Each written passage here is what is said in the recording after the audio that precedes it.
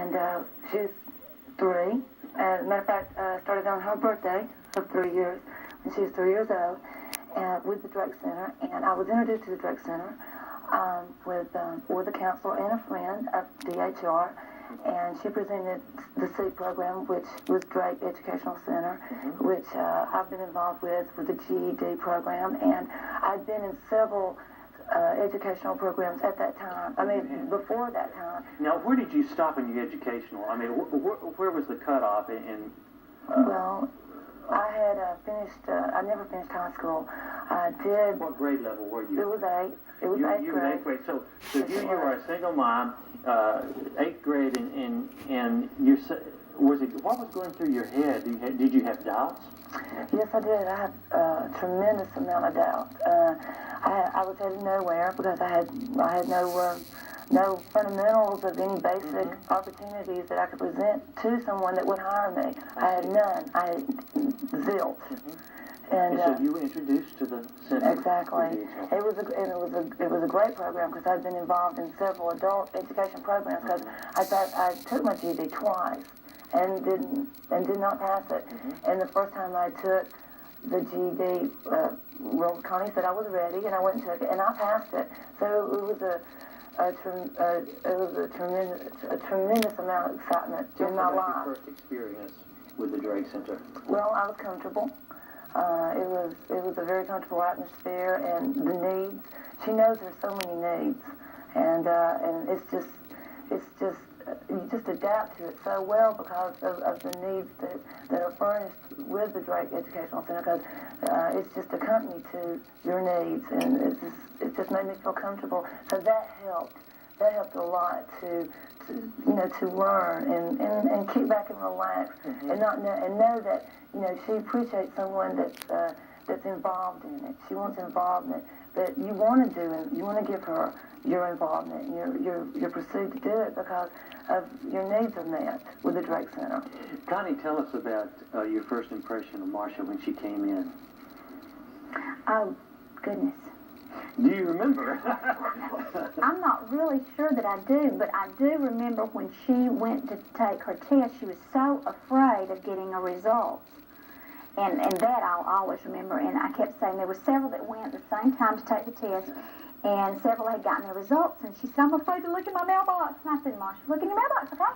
And she said, but I'm afraid. So one of the students went home with her that day, and they looked in their mailbox, and they brought it back, and I'll let you go ahead. Okay, tell the rest of that story. So, because I had not passed the test twice. I mean, that's 2 times, and I was like, I really felt good about it, but I was terrified. So I brought the letter to the Drake Center, and I said, Connie, you must open it. I can't open it. And she opened it, and she said, you passed. And I knew you would pass. And she said I was going to pass, but I didn't believe it. And I mean, I wanted to believe. And when you see her smile, it makes you believe that there's that doubt. And ever since I've been in this program, I don't feel as much doubt as I did before the program. Self-confidence. Oh yes, the self-image that I have now before I came to the Drake Center is tremendous. It's so tremendous. Thank you, Connie.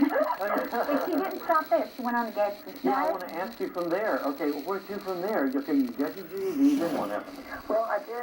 I went to Gadsden State, and I enrolled with Mr. Mullen's class, which is radio, television, broadcasting, and I completed it, and I graduated June 11th of this year, and then now I'm in her job management program. Just to get an idea of how to direct what I have to offer. Now you just flipped it over something here. You graduated from Gadsden State. Wow. I sure did. And here's a young lady that was wondering, should I even try? And you got your GED, then graduated from Gadsden State, and now go ahead and tell us about your involvement from that point. Well, now I'm in the program with Connie's SEEK program at the Drake Educational Center, and her program gives you direction. She has speakers that comes and lets you know a lot of the speakers. As a matter of fact, it was Miss Morrison from Sears, and speakers that are involved in the business, in different types of businesses, and let you know what they want from employers, employer wants from an employee, and gives you a good idea when you do look for a job how to present yourself. And I really needed that. The college was fine, and I really needed that.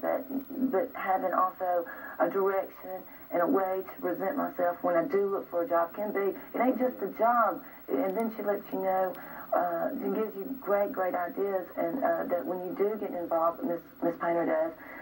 When you do find a job, getting a job is one step, but staying with a job and keeping a job, there's steps with it as well, and let you be aware of these steps before you're faced with them. Marcia, speaking of steps, what is your next step in your personal goals and your personal life as far as education is concerned? Or whatever, maybe it's to get a job or whatever. What's your next personal goal, your next step? Well, of course, I would, as being a college graduate of Gadsden State, I would like to get involved with what I majored in, which was radio, television, broadcasting, whether it be sales at a particular time. And I know that it's a demanding career and it's competitive. But if I could just get my foot in the door, I would be thrilled. And take it from there. Whatever happens from there happens. But I just like to get my little toe in the door, if you will, in that, because it's not handed to you, a job like that, and it's exciting just knowing that I could be in a position to look for a job like that, and that's my main goal. That's my main goal. And of course, raising a happy, healthy, educated child is number one, and that's number two. Yes. What do you say to young ladies that come into the center that was in the same position you were when you entered the center? What do you say to those ladies? Take a deep breath and slow down and take it and give it a chance.